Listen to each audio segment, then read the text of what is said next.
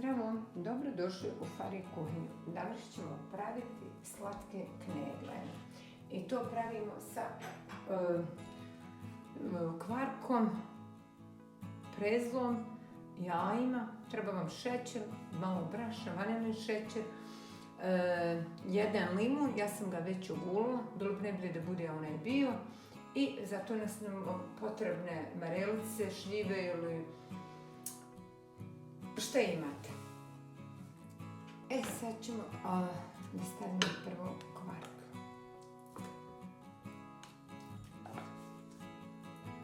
Ja ću staviti 400 grama kvarka. Tu ću polupati 2 jaja.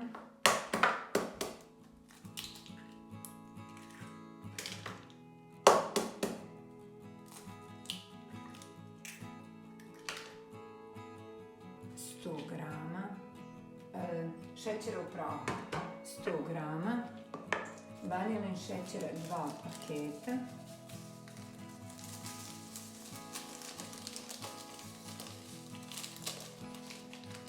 i ovdje ima malo kao jedna kaška iscijeđenog soka od limuna, kora od limuna. To ćemo sad ovako izmiješati.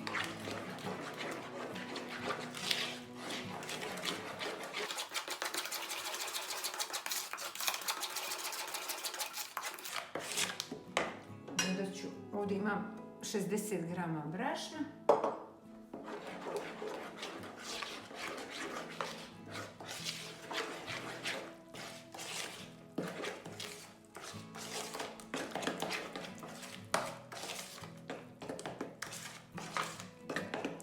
Sad dodajemo prezlo.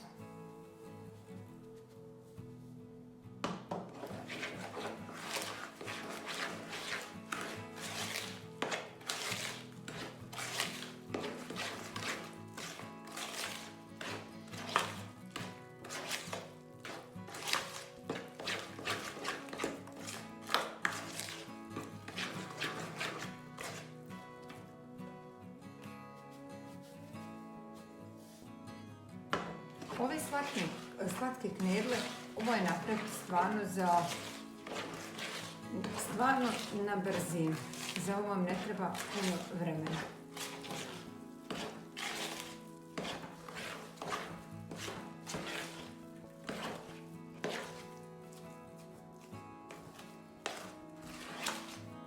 Tijesto možete vidjeti, jer ovo sada tijesto stavljamo u frižider na jedni 15 do 20 minuta da se stegne, da možemo oblikovati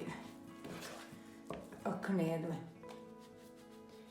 Ja ću međuvremenu očistiti marelice i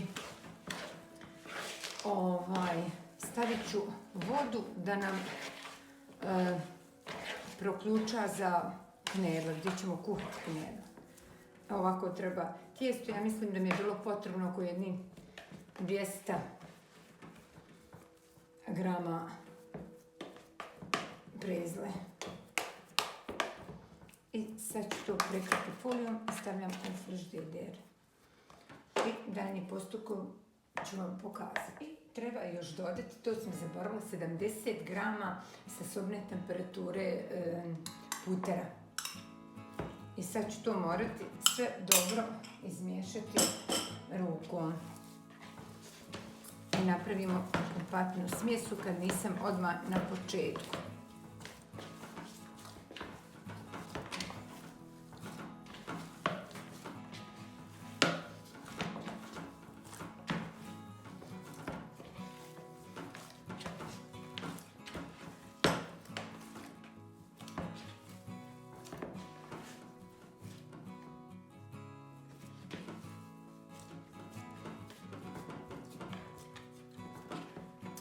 I sad može ići u frižider. Moja greška.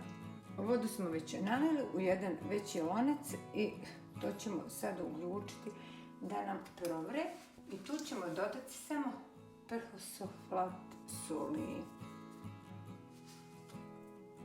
I kad počnemo knedle da kuhamo, Onda ćemo, prvo nam treba da voda vrije i onda ćemo dodati, smanjiti temperaturu i na tihoj temperaturi knedla se kuhaju.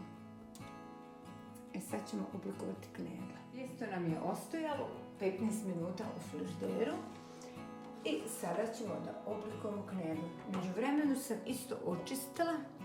Sad fino uzmemo to i malo ruke stavimo u vodu obavezno i da možemo oblikovati knedle. Sad uzet ćemo ovako.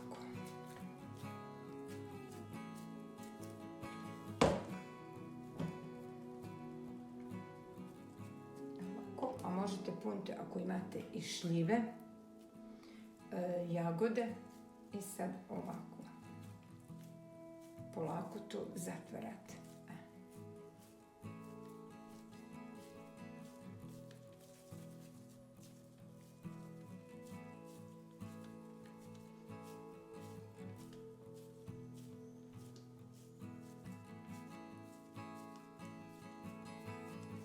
Napravite jednu finu lopticu.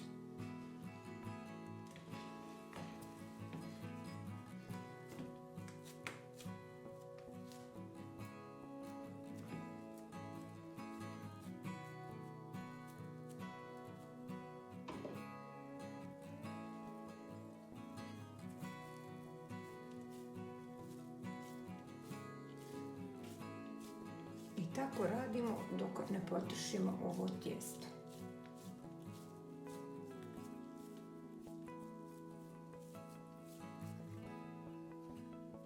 Ovo sam jela i ovo mi se jako dopalo. Ovo je bavarsko jelo, austrijsko, poznato njihovo da prave.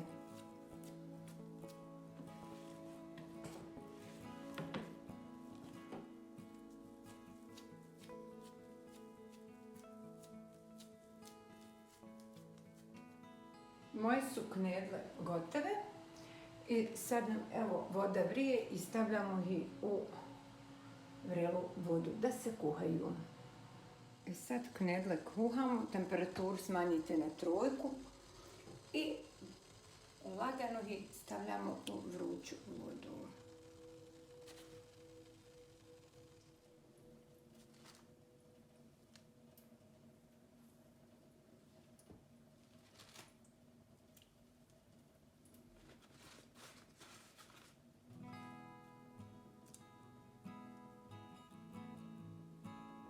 I sad ćemo ih poklopiti, a ove ćemo 2 ostaviti u frižider. I ovo se sad treba da kuha jedni 10 do 15 minuta. Uglavnom knedle moraju izaći na površinu. Dok se knedle kuhaju, ja moram da izmerim Oreo keks, pa ćemo u to panirati knedle. Knedle su gotove i vadimo ih iz vode nakon 15 minuta. Ova mi se malo raspala.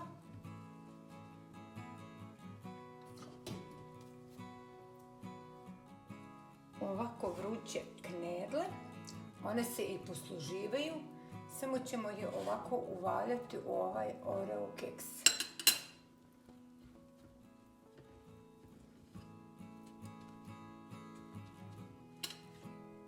I one su gotove.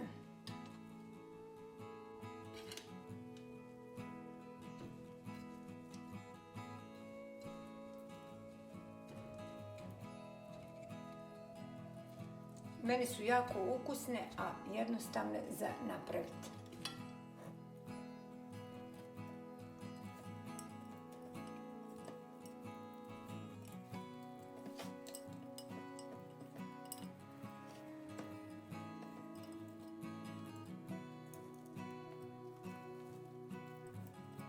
Moje slatke knedle su gotove. Posebenim okusu daju ovaj Oreo keks mljeveni.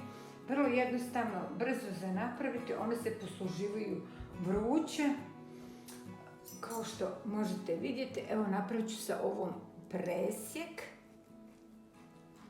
Ja sam jednu već pojela, to moram da vam kažem.